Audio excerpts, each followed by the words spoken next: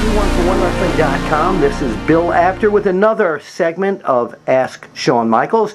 And my guest, of course, is Shawn Michaels. Welcome back, Shawn. Thank you very much, Bill. And, of course, Shawn, you're involved in, well, the star of the McMillan River Adventures on the Outdoor Channel. And where can fans go to learn more about that? Well, I mean, it'll be debuting June 28th.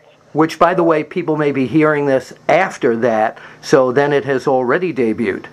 Gotcha. Okay, well, in that case... then, yeah, but they can go to the website, theoutdoorchannel.com. Yeah, they can go to outdoorchannel.com. And obviously, they can follow me at Shawn Michaels _ on Twitter, and I'm constantly rambling and saying stuff on that on a fairly regular basis. So that is you. Yeah, oh yeah, no, that's me. Heck, I guess it's not quite a year yet, but I stepped into the social media.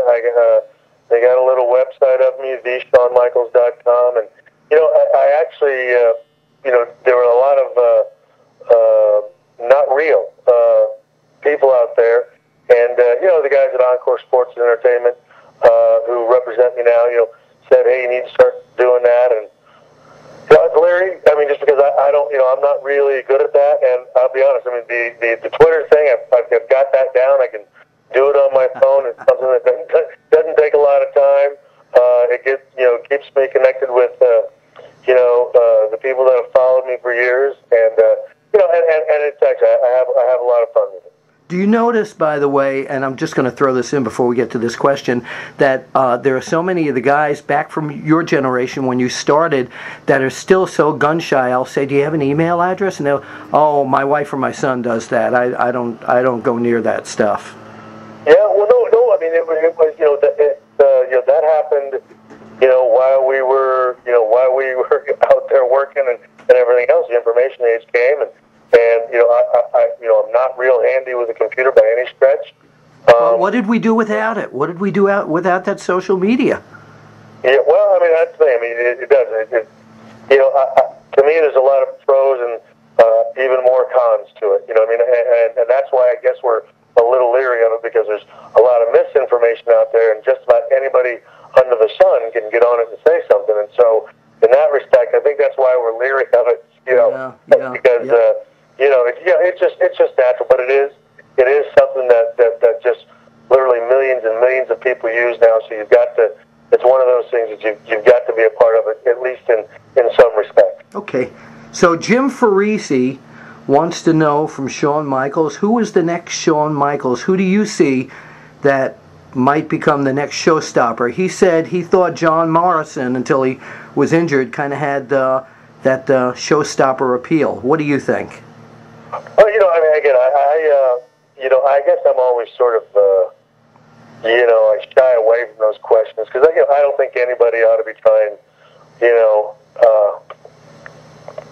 to be anybody but themselves, and be the best they can be. And I say that with the full knowledge of the fact that Ric Flair was the guy I was going to say that. I remember the magazine cover where you, that photo I took of Ric Flair with the bandage on his head and the NWA belt, and I remember your copycat picture of that. Yeah, that's right. And so and that's the thing, though. But then you get to a point where you go, you know what? I want more than that. And so, I think, I think there's a lot of good talent out there. I think it's a ton harder on them now in a lot of respects. I know that there's a lot of guys from my generation that say it's easier for them, and getting to the WWE and getting on TV and getting into main event spots and all of that, it is easier, because that's almost the first place you start. But at the same time, they don't get the benefit of all the experience that we got years ago in the territory days. So, I mean, they're dealing with a lot, and they've got to sort of learn, the craft there in front of the people on a weekly basis. And the people can be tough on you when they become accustomed to something out of one set of guys, and then sort of get a new influx of guys. And so I guess, my point is, I mean, I would like the fans have to be patient. I think there's a lot of good talent out there, and they will rise to the top. It's just they're having to learn in front of you on a weekly basis. Yeah, there's not that real journeyman system of, like when you were coming up, of all the territories to kind of hone your craft and then come to the big show.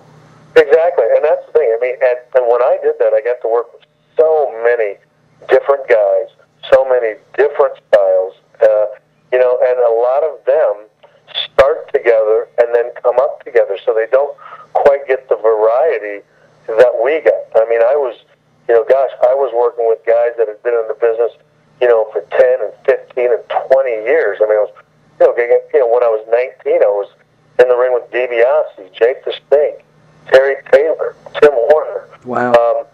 Bulldog Bob Brown, the Von Erichs. I mean, just an array of different people. Buddy Rose and Doug Summers, Zbyszko. I mean, my goodness, the list goes on.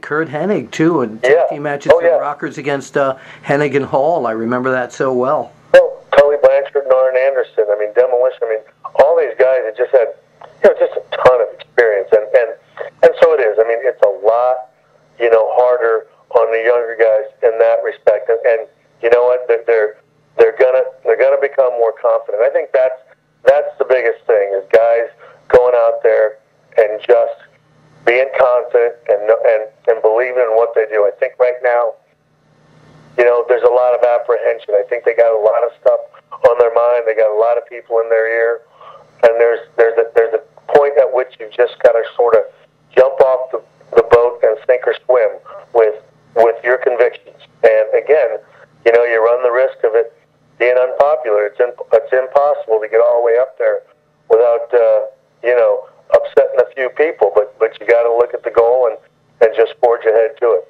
Okay, great. So no new showstopper that you can just pick out right now. There's a lot of good people. I think Morrison's got a ton of potential. I like Zack Ryder. Obviously Randy Orton. I mean, I don't know that he's still young in my opinion, and he's got such a head for the game. It's not even funny. So I mean, I think Christian has still got a ton of life left in him, and a big future ahead of him. CM Punk, I like Punk a bunch. I mean, I think he's got a great style and a great attitude. And he's very old school for a young guy.